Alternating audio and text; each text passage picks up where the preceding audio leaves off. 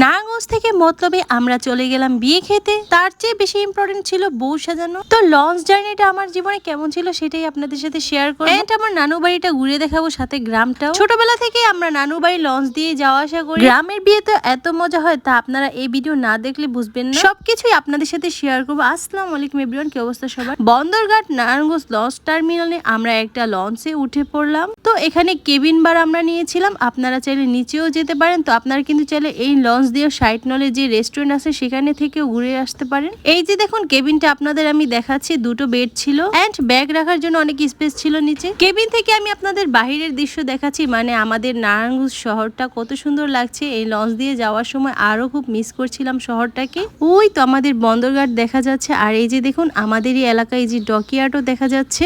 এটা ছিল মেরিনের সাইডটা। তো মেরিনের এই সাইডটা আমার খুবই ভালো লাগে। তো এখন আমি আপনাদের কেবিন দেখাচ্ছি। এটা হচ্ছিল তৃতীয় তলা আর আমরা ছিলাম দ্বিতীয় তলাতে। এই পাশটা থেকে ভিউটা এত সুন্দর আসছিল। লঞ্চ জার্নিটা আমার কেন জানি খুবই ভালো লাগে। এখন আমি আপনাদের ছাদটা দেখাচ্ছি। এই যে দেখুন ছাদে কত মানুষ বসে যাচ্ছিল। আমি এখন নিচে চলে যাচ্ছি আমার বেবিটাকে দেখার জন্য। এই মুহূর্তটা খুবই ভালো লাগছিল আমার, বিশেষ করে চারপাশে ঘুরে প্রাকৃতিক দৃশ্যগুলো দেখছিলাম। তো আমার আপুও দেখছিল, সেও অনেকদিন পর লঞ্চ জার্নি করেছে।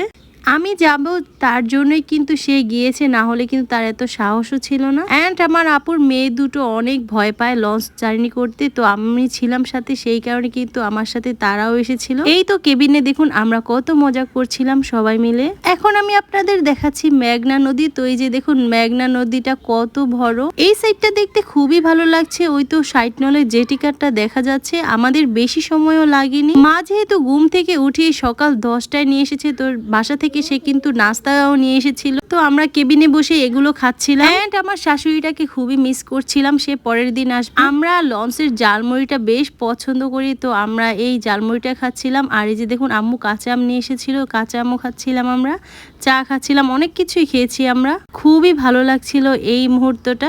আমার ছোট বেবিকে নিয়ে আমি এই মুহূর্তটা খুবই এনজয় করছিলাম। আর আমার বড় ছেলে ওই পাশটাতে দাঁড়িয়েছিল, আমরা খুবই মজা করছিলাম। বর্ষাকালে নদী বড় হয়ে যায় আর খুব ভয় করে লঞ্চ দিয়ে যেতে। তো আমরা কিন্তু শীত থাকতেই চলে যাই নানু বাসায় গিয়ে ঘুরে আসি। আমার বোনের বাসাও আছে সেখানে।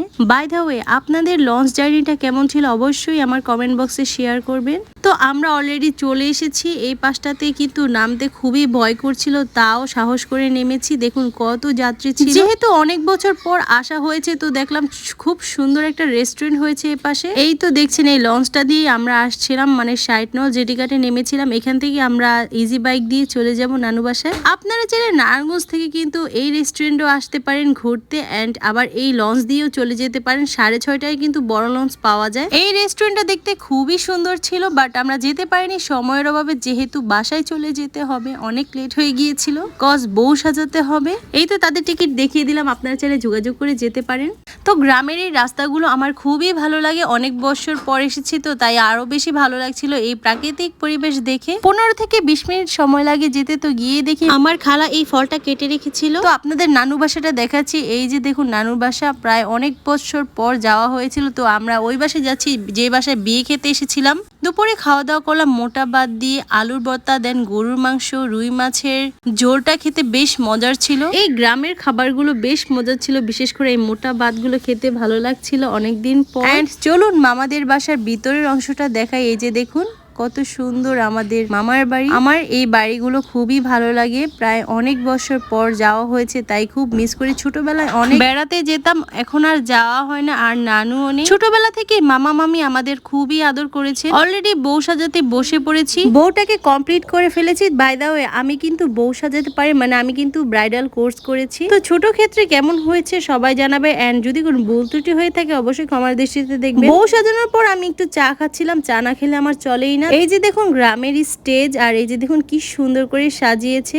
দেন আসলো বিরিয়ানির পালা। বিরিয়ানিটা খেতে বেশ মজার ছিল, যেহেতু লাকড়ির চুলা রান্না করেছিল, তো খাবারটা খেতে বেশ মজারই হবে। বিয়ে মানে খাওয়া দাওয়া, ধুমধাম, নাচানাচি, এটাই তো বেশ মজার, তাই না? তো বউকে দেখুন আমার মামা খাইয়ে দিয়েছিল। আর এই যে দেখুন এটা হচ্ছে আমার ভাই। তো ভাই আর ভাবি বউকে হলুদ দিয়ে দিচ্ছিল, মানে কনের মা আর বাবা। এখন আসলো নাচানাচির পালা। তো সবাই দেখুন খুবই মজা করছিল, নাচানাচি করছিল। লাস্ট মুহূর্তটা খুবই এনজয় করেছিলাম আমরা সবাই মিলেই নাচানাচি করেছিলাম। গ্রামের বিয়েতে এত মজা হয় তা জানা ছিল না। দেখুন সবাই কত এনজয় করছিলাম আমরা। এই মুহূর্তটা বলার মতো না। তো সব আত্মীয় স্বজনের সাথেই দেখা হয়েছিল, সবাই খুব হাসি খুশি ছিলাম আমরা। তো ভিডিওটা কেমন লেগেছে সবাই জানাবেন। সবাই ভালো থাকবেন, সুস্থ থাকবেন। আল্লাহ হাফেজ।